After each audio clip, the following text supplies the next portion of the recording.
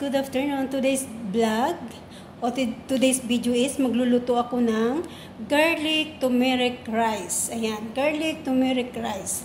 Ayan, meron tayong rice. I-steam natin yan. Meron tayong mixed vegetable, garlic. Ayan, meron ako ng garlic. Or, meron tayong slice na onion or tomato. So, abangan nyo guys ang aking pagluluto. So, ngayon, meron akong na-burn na chicken na i-fry natin yan. Tapos, ito yung ating paglulutuan at yun na yung rice. Na yung rice ko, naluto ko na siya. Guys, ilalagay natin yung ating garlic. Okay. Onion. So, yan nilagay natin yung ating tomato.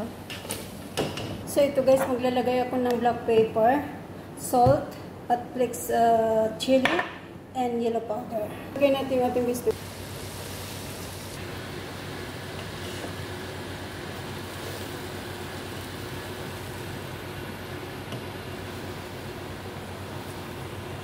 Charat! Yun na yung ating garlic turmeric rice.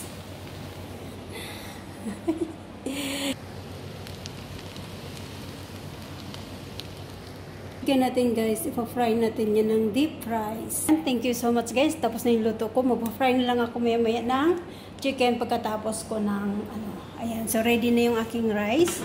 So ready to eat na mamaya-maya lang. Thank you so much for watching. I love you.